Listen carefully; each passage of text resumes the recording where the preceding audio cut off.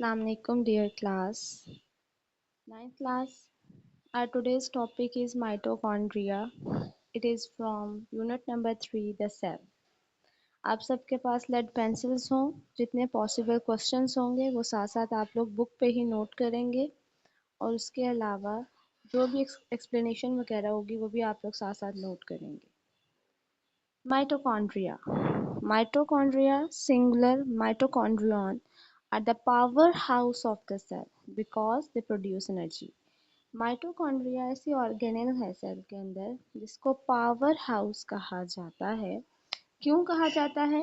क्योंकि ये सेल के तमाम फंक्शंस के लिए एनर्जी प्रोवाइड करती है. They perform the reactions of aerobic respiration in which oxygen is used to break food glucose to release energy in the form of ATP. Mitochondria में ही वो तमाम केमिकल रिएक्शंस होते हैं जिनमें ऑक्सीजन को यूज़ करते हुए फूड में मौजूद ग्लूकोज की ब्रेकडाउन की जाती है और एनर्जी रिलीज होती है जिसको फिर एटीपी की फॉर्म में, जो कि एक एनर्जी करेंसी है, एटीपी की फॉर्म में जो है वो कन्वर्ट कर दिया जाता है. माइटोकॉन्ड्रिया, ये हम इस फर्स्ट पैराग्राफ के ऊपर क्वेश्चन लिखें. Why mitochondrion is known as powerhouse of the cell. Mitochondrion को सेल का पावर हाउस क्यों कहा जाता है?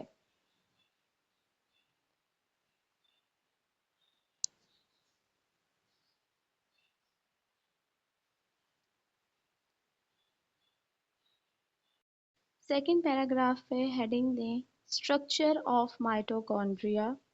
माइटोकॉन्ड्रिया की साख्त. Mitochondria are double membrane bounded organelles present only in eukaryotes. Mitochondria एक ऐसी ऑर्गेनेल है जो कि डबल मेम्ब्रेन बाउंडेड है. इसके इर्द गिर्द डबल मेम्ब्रेन होती है और ये सिर्फ यूकैरियोट्स में पाई जाती है. ये पहले भी हम एक्सप्लेन कर चुके हैं कि मेम्ब्रेन बाउंडेड ऑर्गेनेल्स जो हैं वो सिर्फ यूकैरियोट्स में ही पाई जाती हैं.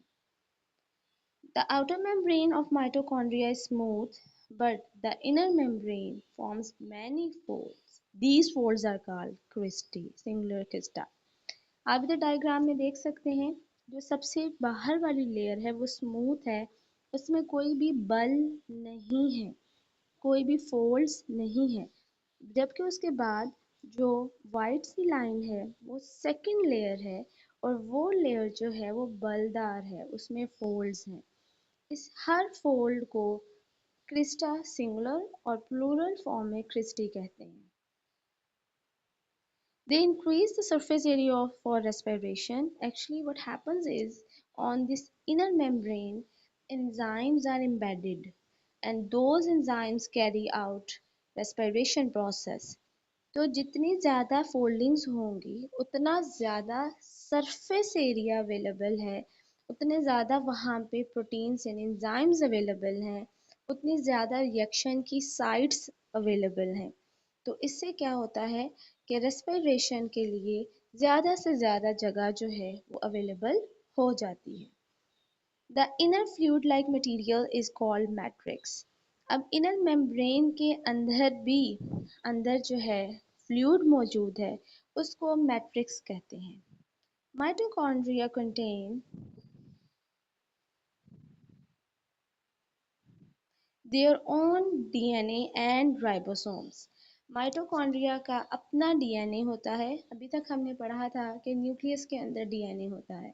इसके अलावा कुछ और ऑर्गेनल्स हैं जिनमें डीएनए उनका अपना मौजूद होता है जो कि उनको इंस्ट्रक्शंस देता है, हदायत देता है. तो माइटोकॉन्ड्रिया के अंदर भी अपना डीएनए भी मौजूद है और अपनी प्रोटीन फैक्ट्री यानी राइबोसोम्स भी मौजूद है. The ribosomes of mitochondria are more similar to prokaryotic ribosomes than to eukaryotic ribosomes. Prokaryotic cells हमने बात की है कि वो सेल्स हैं जिनमें ट्रू न्यूक्लियस मौजूद नहीं होता और यूकैरियोटिक सेल्स वो सेल्स हैं जिनमें ट्रू न्यूक्लियस मौजूद होता है. ट्रू न्यूक्लियस से क्या मतलब है? ट्रू न्यूक्लियस का मतलब है कि प्रॉपर एक ऑर्गेनल है, एक मेम्ब्रेन बाउंडेड चीज़ है जिसके अंदर डीएनए मौजूद है. तो यूकैरियोट्स में ट्रू न्यूक्लियस होता है, प्रोकैरियोट्स में नहीं होता। तो ये जो माइटोकॉन्ड्रिया का राइबोसोम है, ये यूकैरियोटिक सेल वाले राइबोसोम की निस्बत प्रोकैरियोटिक वाले जो सेल्स हैं उनके राइबोसोम से ज़्यादा मिलता जुलता है, जिससे इसके ओरिजिन के बारे में थोड़ा सा हिंट मिलता है कि मे बी ये जो माइटोकॉन्ड्रिया है ये कोई पूरा एक अलग से ऑर्गेनिज्म था, यूनिसेलुलर ऑर्गेनिज्म था, जो कि बाद में एक सेल के अंदर एंटर होके उसके साथ जो है वो सिम्बायोटिक रिलेशनशिप बना के रहना शुरू हो गया। So this was our topic of mitochondria. इस टॉपिक का दूसरा सवाल लिखें, what do you know about structure of mitochondria. आप माइटोकॉन्ड्रिया की साख्त के बारे में क्या जानते हैं? Question number 3, draw labelled diagram of mitochondria. Mitochondria की लेबल की गई डायग्राम बनाएं। आप मेरे साथ साथ ड्रॉ करें ताकि थोड़ी सी आपकी डायग्राम की प्रैक्टिस हो जाए। Here we are about to draw diagram of mitochondria. हमने क्या पढ़ा है? नंबर 1 कि इसके सबसे बाहर वाली जो मेम्ब्रेन है वो स्मूथ होती है, ठीक हो गया। नंबर 2, इसके बाद जो इसकी इनर मेम्ब्रेन है उसमें फोल्डिंग्स मौजूद हैं। आप इस तरह फोल्डिंग्स बना सकते हैं, ज़रूरी नहीं होता कि एग्जैक्टली बुक वाली हो। वो कौन सा जो है वो एक रिजिड स्ट्रक्चर है, ये एक फ्लूइडिटी वाला स्ट्रक्चर होते हैं ये, तो ये जो है वो कम ज़्यादा हो जाती हैं। फिर उसके बाद आपने पढ़ा कि इसके अंदर अपना डीएनए मौजूद होता है। तो डीएनए के 2-3 आपने मॉलिक्यूल्स बना दिए और फिर इसके अंदर एक और एडिशनल जो इसकी चीज़ है वो है इसके अपने राइबोसोम्स। तो राइबोसोम्स चूँकि आपने उसका स्ट्रक्चर पढ़ा है तो वो हम उसको मोस्टली जो है ऐसे डॉट्स से जाहिर कर देते हैं। ये जो हो गए इसके राइबोसोम्स। लेबलिंग करेंगे आप, this is it's outer membrane, this is inner membrane, ये फोल्डिंग्स जो हैं ये कहलाएंगी।